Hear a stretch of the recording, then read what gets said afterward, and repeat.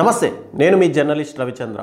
ఆంధ్రప్రదేశ్లో కూటమి సర్కారు అధికారంలోకి వచ్చిన తర్వాత ఎలాగైనా సరే గత ప్రభుత్వ హయాంలో ఉన్నటువంటి నాయకులని కానీ వాళ్ళ పిల్లలు కానీ చాలా అరాచకాలు చేశారు. వాళ్ళంతా కూడా ప్రజల్ని ఉన్నతాధికారుల్ని భయభ్రాంతులకు గురి చేశారు అని చెప్పి ఎలాగైనా ప్రజల్లోకి ఇలాంటి సందేశాలు తీసుకెళ్ళాలి. అంటే గత ప్రభుత్వము ఎంతగా అన్యాయం చేసింది, ఇంతగా అరాచకాలు చేసిందా అని చెప్పి ప్రజలు అందరూ కూడా మాట్లాడుకోవాలి అని చెప్పి ఎన్నో కేసుల్ని అటు గత ప్రభుత్వ హయాంలో ఉన్నటువంటి నాయకులపైన వాళ్ళ పిల్లలపైన నమోదు చేస్తూ వచ్చింది.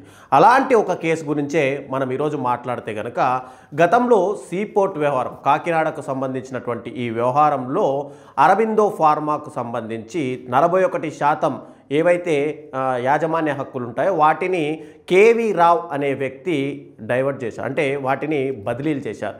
అయితే ఇక్కడే కూటమి ప్రభుత్వం అధికారంలోకి వచ్చిన తర్వాత కేవీ రావు అనే వ్యక్తి ఇక్కడ సిఐడిలో ఒక కేసు నమోదు చేశారు. అదేంటంటే గత ప్రభుత్వ హయాంలో వైవి విక్రాంత్ రెడ్డి నన్ను భయభ్రాంతులకు గురి చేసి నా యొక్క వాటాలు అంటే 100% వాటాలు 41% వాటాలు ఇటు అరబిందో కంపెనీకి రాసే విధంగా నన్ను భయపెట్టారు అని చెప్పి ఆయన సిఐడికి ఒక కంప్లైంట్ చేయడంతో సిఐడి కూడా ఇమ్మీడియట్గా కేసు నమోదు చేసి అటు వైవి విక్రాంత్ రెడ్డినేమో A1గా విజయసాయి రెడ్డినేమో A2గా నమోదు చేసి ఈ సీపోర్ట్ వ్యవహారం పైన ఇక్కడ ఎంక్వైరీ అయితే స్టార్ట్ చేశారు.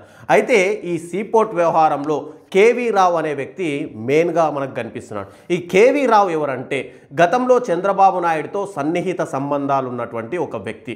ఈ సీపోర్టు కేవీ రావుకు రావడానికి కూడా ముఖ్య భూమిక పోషించిన దాంట్లో ఇటు చంద్రబాబు నాయుడు కీలక పాత్ర పోషించారు అప్పట్లో. తర్వాత కూటమి ప్రభుత్వం అధికారంలోకి రాకముందు గత వైఎస్ఆర్సీపీ ప్రభుత్వంలో ఈ కేవీ రావు అనే వ్యక్తి అరబిందోకు సంబంధించి 41% వాటాలని తాను రాశారు.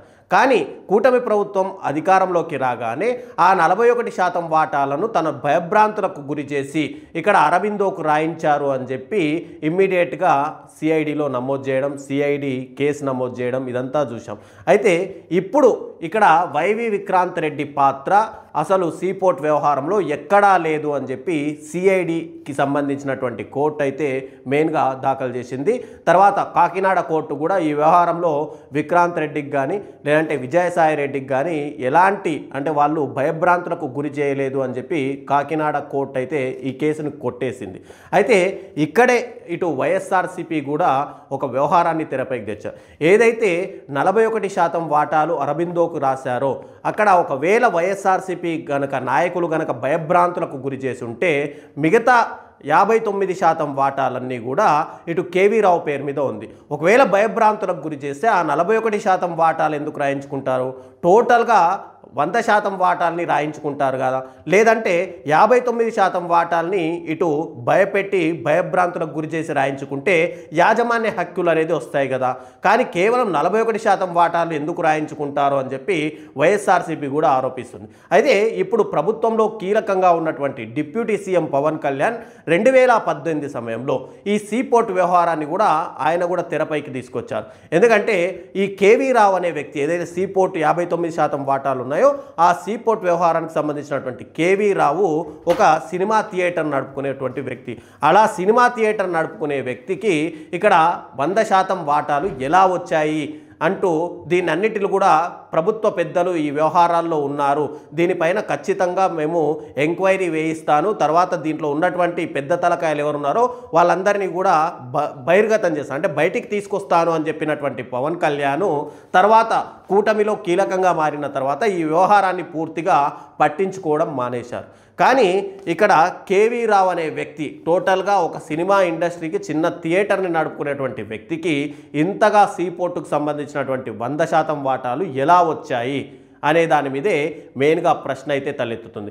ఇక కాకినాడ కోర్టు ఈ కేసును కొట్టేసిన తర్వాత గతంలో వైవి విక్రాంత్ రెడ్డి ఇక్కడ హైకోర్టులో కూడా ఒక క్వాష్ పిటిషన్ అనేది దాఖలు చేశారు దీని మీద ఎంక్వైరీ కోసం అని చెప్పి.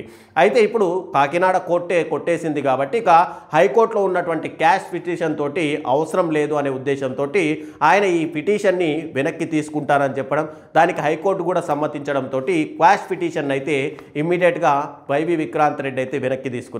అయితే ఈ వ్యవహారంలో నిజంగానే సిఐడికి కంప్లైంట్ వచ్చింది కాబట్టి ఎవరున్నారు అనే దానిపైన ఖచ్చితంగా గత ప్రభుత్వ హయాంలో ఉన్నారా నిజంగానే, లేకపోతే సిఐడి తేల్చింది కాబట్టి ఈ కేవీ రావు వెనకాల ఎవరెవరు ఉన్నారు అనే దాని మీద ఖచ్చితంగా సిఐడి బహిర్గతం చేయాల్సిన అవసరం అయితే ఎంతైనా ఉంది.